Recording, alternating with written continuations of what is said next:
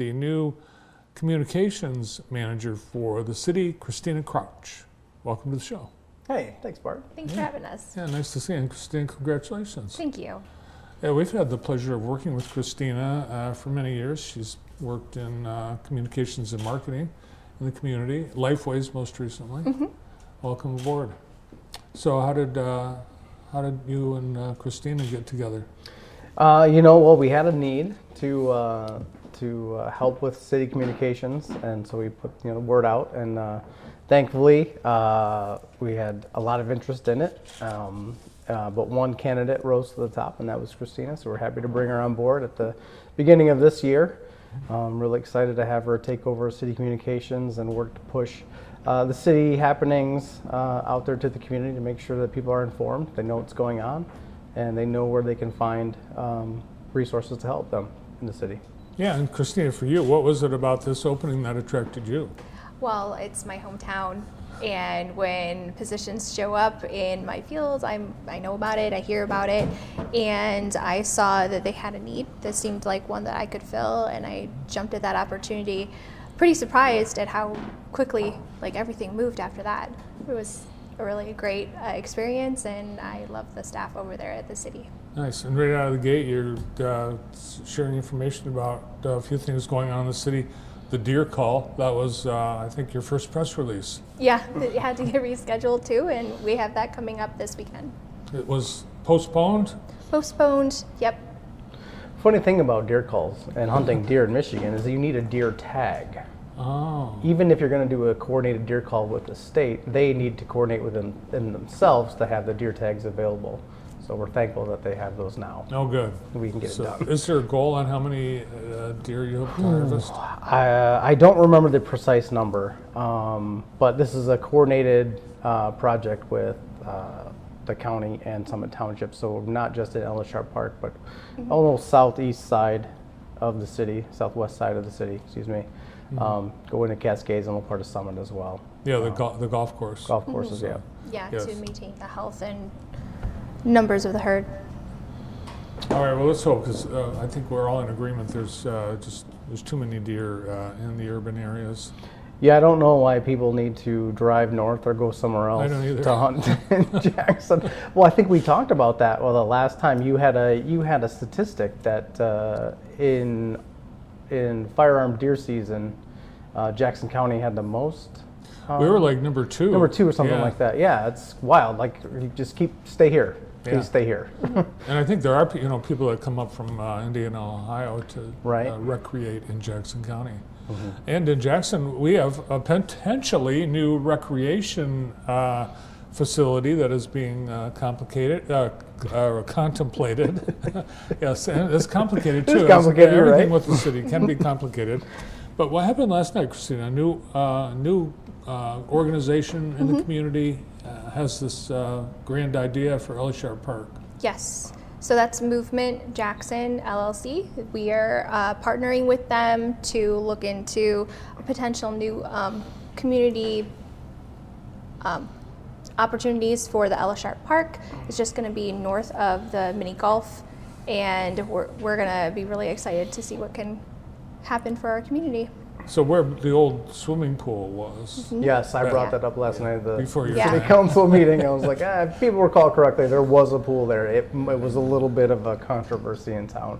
But this is unique. I don't, a climbing wall and a pump track, and these are non-traditional sporting activities. And I think this is a really unique offering in the city. Yes, we have our skate park up at Nixon, but I think this kind of levels up the city's recreation offerings. It gives us another opportunity, different part of town, but also some expanded amenities. And it's a phased project, and we're really looking forward to working with Movement and the crew there.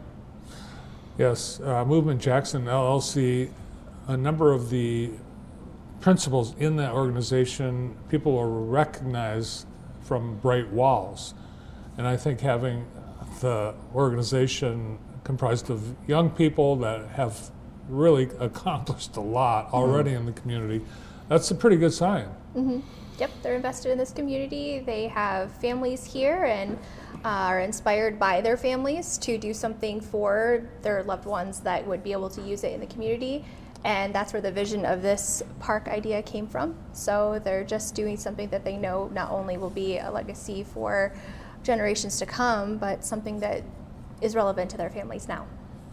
I was talking to Steve Trozen, the outdoor sports marketing guy at Experience Jackson this morning, and he looks at this as something that will work really nicely with the refurbishment of the mountain bike trails, which is hopefully going to happen at roughly the same time. Yeah, and I think both of these projects, the pump track and what Movement Jackson LLC is doing, in combination or in addition to extra on top of what is going to be happening on the mountain bike trails, just shows like how I view and how City Council views working with the community. I don't think this sort of public-private partnerships would have been possible, 6 years ago, 7 years ago. So we view people in the community a lot differently. We're looking for partnerships. We know as a city we have a lot of resources, but we also have a lot to do, and it takes some specialized effort. It takes some people with a real passion in these areas to help move these things forward. And thankfully, City Council has been receptive to both Movement and the mountain bike projects. And without the partnerships of the community, those things wouldn't happen. And I'm really grateful for that. And Movement Jackson, you might not have heard anything about this or that organization until today, because that is by design. Mm-hmm. They did not really want to start talking about this until they got your buy-in, right? Yeah, and we've been talking to them for, it must be over a year now. You said it already, this is a group of individuals or a team that was created and that was part of Bright Walls. And so they have demonstrated success in doing a big, hard project. But in the early stages, the planning stages, is a lot of where all the behind the scenes work goes. And I'm grateful that they approached it that way. They wanted to make sure that before any announcement was made, the ducks were in a row. We agreed with that plan, and we like that plan too. So last night was the unveiling of that, and today we get to talk about it, and I hope at some point you get the folks from Movement to come on and to speak about their project and really unveil it to the community. Yeah, there's drawings and all kinds of details that we'll share with you in the days ahead. It was pretty much all good news at the council last night. That group and that plan, no one got carried out by the council chambers. And housing, it looks like there's a lot of good news about the housing and the 100 homes expanding. Yeah, really excited about this. I do this work every day, and we do this work every day, so we can lose the perspective of the impact that it's making to the community. So it was nice to hear Shane talking last night about where we're going in 2026, how we want to expand the programs, how we want to seek new resources to increase the level of down payment assistance.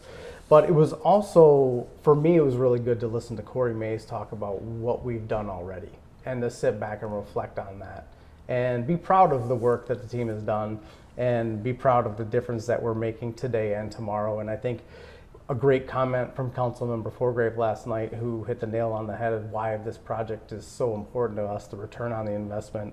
It isn't immediate, but it's pretty darn quick. And this is something that will make a difference in Jackson today, but generationally over the years, it will continue to pay dividends for the city. And I'm really proud of the team for executing the 100 Homes program, for expanding the amount of housing on top of the 100 Homes program that we've got in Jackson. It's making a huge difference in our community. Yeah, we've got some proof that the housing is in desperate need, because we've got a couple of new apartment buildings that pretty much filled up right away. Just like that. It's people. If we're going to grow the city, we need to have places for people to live. And we need to have a lot of different places for people to live, because not everybody's going to want an apartment. Not everybody's going to want a condo. Some people will gravitate to an older home. And some people are like, I need to have a new home. And so it's nice to have the different sets of inventory in our community to welcome people. It's kind of funny, 10, 15 years ago when we were tearing down dilapidated homes and leaving empty lots, there was a lot of I think a lot of pushback from the community. It's like, why? Let's rebuild these homes. They were beyond repair, but you created a lot of space now where, like these 100 homes and private developers, now there's space. Yeah, it created a nice blank canvas for us to reimagine how we can put things back together. And you know, demolishing so many homes, you know, like everything else in life, Bart, it's a part of a nuanced conversation. Yes, it was needed in some aspects. You kind of wish some homes could be rehabbed and saved, but that is the responsibility of the homeowners at that point. And so to think that the city could come through and do all that was going to be always going to be hard. Well, Christina, since this is your first appearance on the show, we're not going to ask you about the haze. So we'll save that for the next time. Fair warning. You're so nice, Bart. Thanks for coming in. Thank you for having us. City Manager Jonathan Green and new Communications Director Christina Crouch.